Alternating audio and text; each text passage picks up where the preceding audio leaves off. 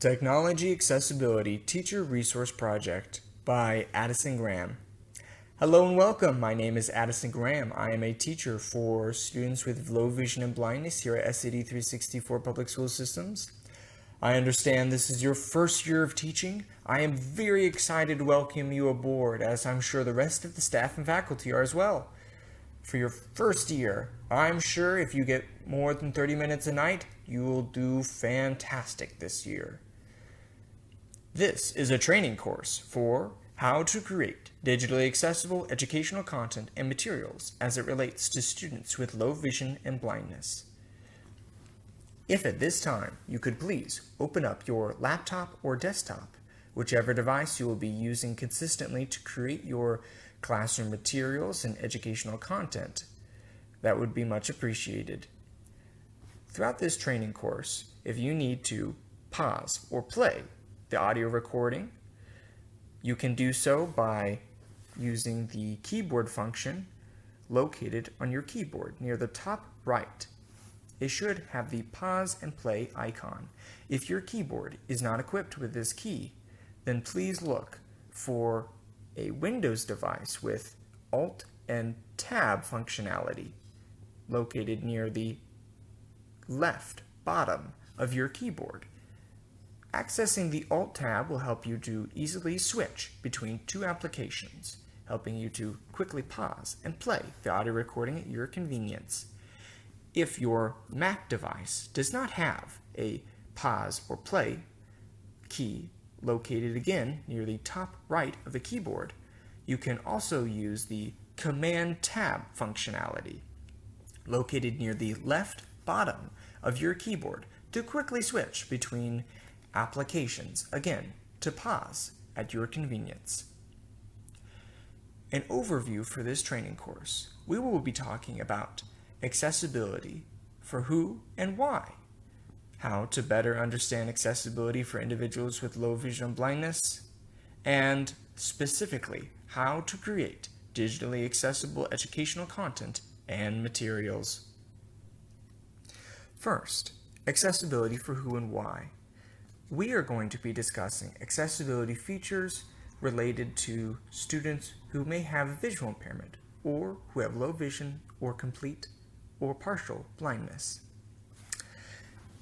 Integrating accessibility techniques into your Word documents, PowerPoints, Google Slides, Google Docs, and finding websites that are easily accessible now will help you to save time and effort years down the line when you've already prepared many lesson plans without these accessibility features.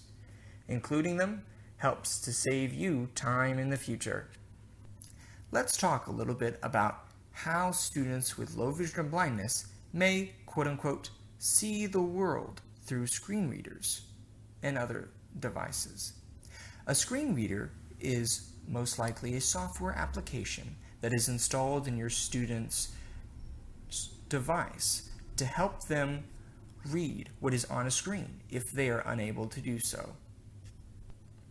Screen readers will stay on certain sections of your screen, maybe sticking to one application. If you have Word open, screen reader will read out the contents of the opened document in the Word application.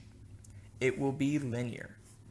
It cannot exactly know which different text boxes to jump to. Instead, it will read them one at a time in the linear order that they are presented in. You may also find for students who do not use screen readers that their vision is possibly blurred in some areas or parts of their vision are omitted. If this is the case, students may find that small print and dully colored print will be difficult to see. Let's talk about some accessibility features, first beginning with the Microsoft Word application. If you could open any document that you have stored in your computer in Microsoft Word at this time, that would be great. Please find the top taskbar. There will be Home, which you will be currently on. You will see fonts, font sizes, font colors, and so on. If you could please navigate to the Review section, which will be 7 sections down, and click on Review. Once you have done that, you will find the Check Accessibility icon. Please click on Check Accessibility. Once you do that, 5 different options will pull up. If you click on Check Accessibility option, Microsoft Word will check through your document to find if it sees any accessibility issues within the document. This could be a lack of headers, a lack of alternative text for pictures, and other things that we will go through in the next couple minutes. Please note that just because the accessibility inspection finds, quote, no accessibility issues, does not mean that someone with a disability could not have any difficulty reading the document with or without a screen reader. If you click back on Check Accessibility in the taskbar and find Navigation Panel, click on that. The navigation panel is how someone with or without a screen reader will easily navigate to the headers and subheaders of the Word document. Just be aware, if you are using this in a web version or on Mac, the navigation panel may be inverted. Headers and subheaders are very important to add to your Word document. This helps someone with a screen reader easily find the information they are looking for. Instead of having to read through the entire document all over, they can quickly go to the header where their information that they're seeking is at and find that information.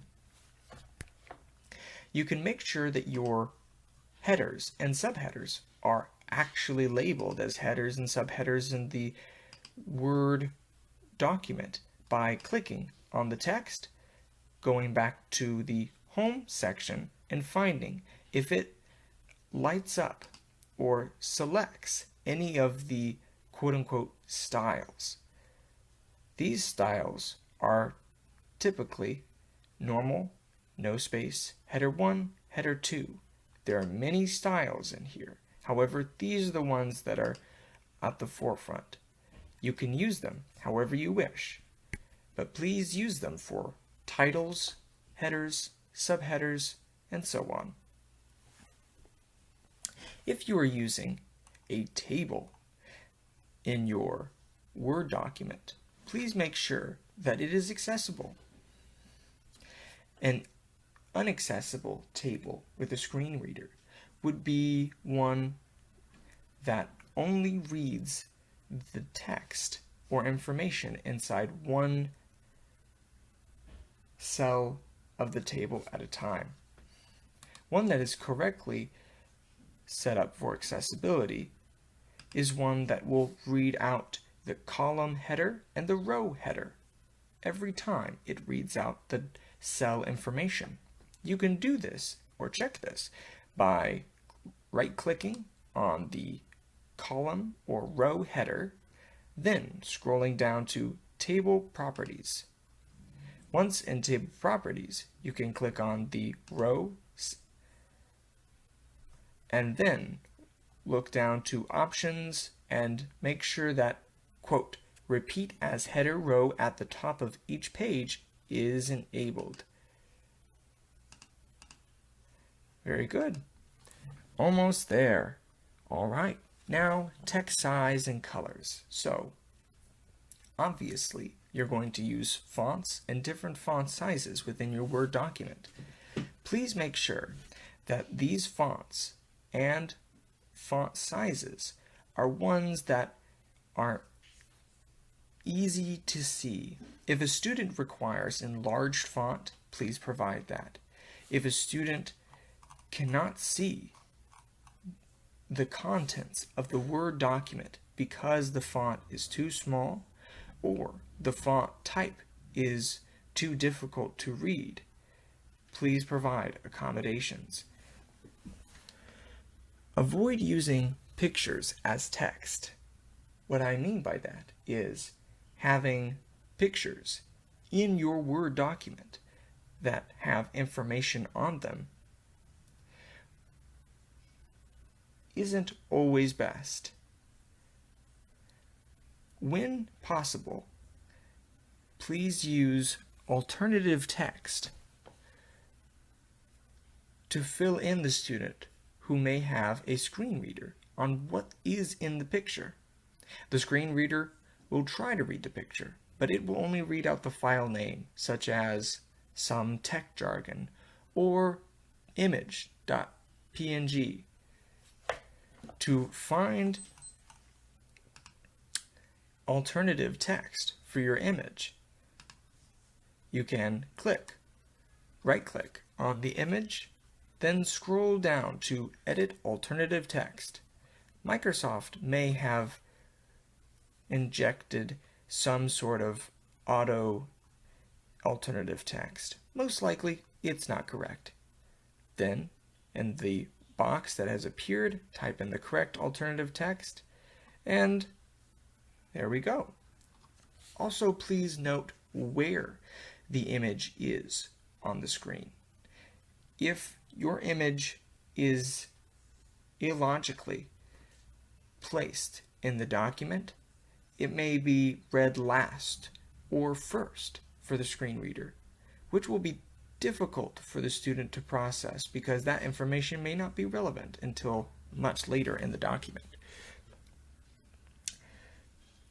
If you are unsure about how to create accurate alternative text or about any of this at all, please contact myself, a assistive technologies specialist here at the school, or your special education coworker.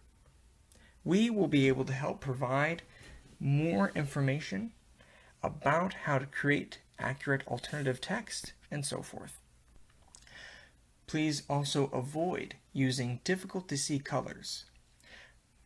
Very, very light colors, as well as colors that are blue, green, red, may be difficult for students who have a color blindness or who have low vision. Using these colors with low contrast can be very difficult for them to differentiate between the text.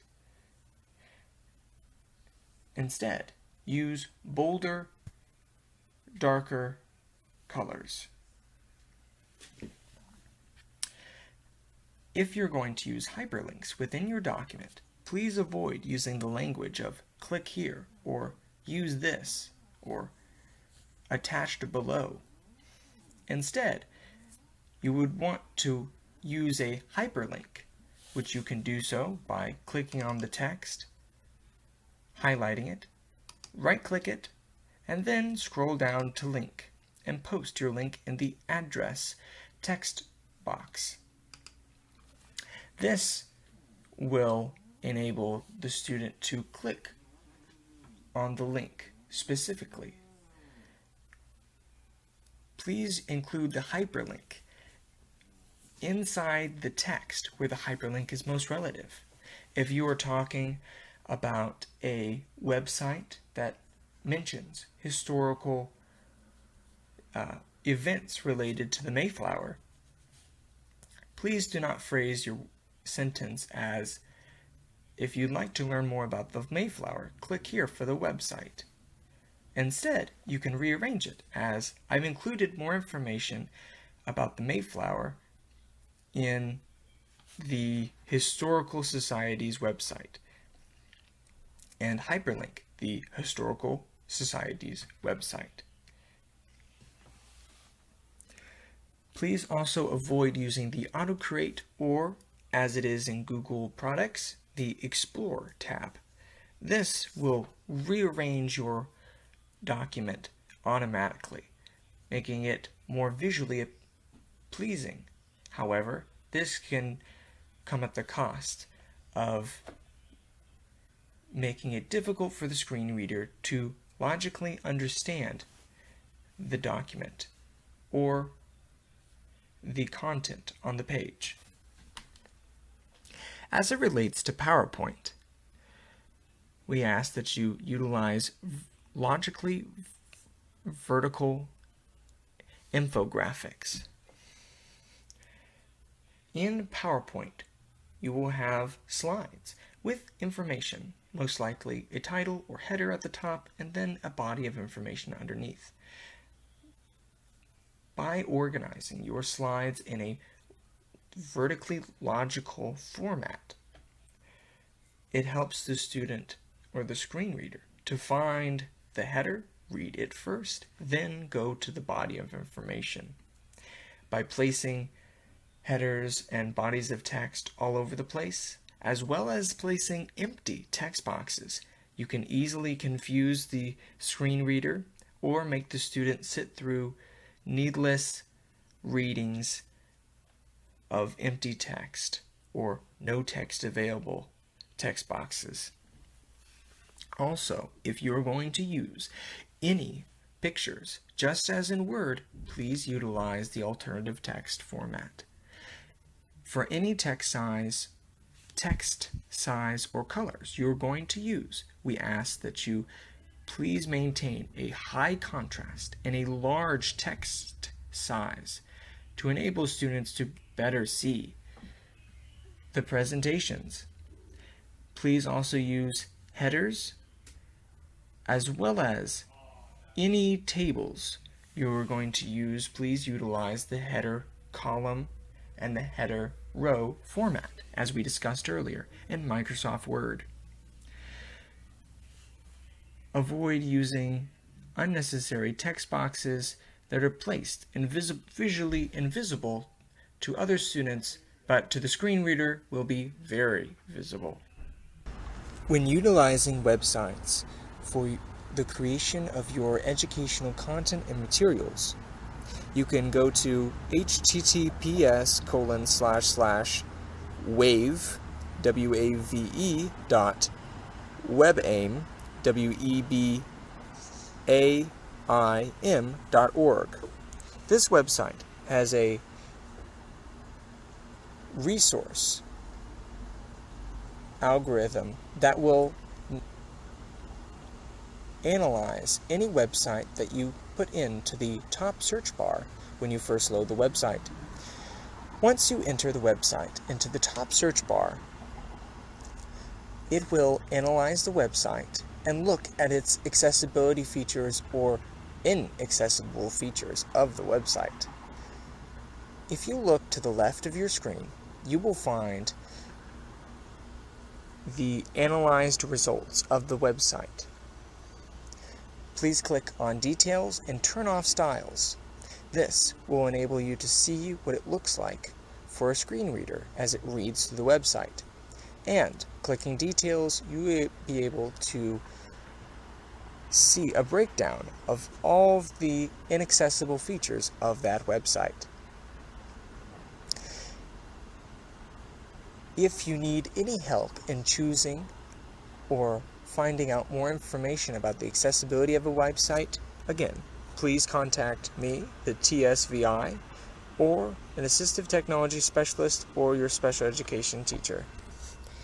That will be the end of this training course. Thank you so much, and have a great day. I'm sure you will have a great year.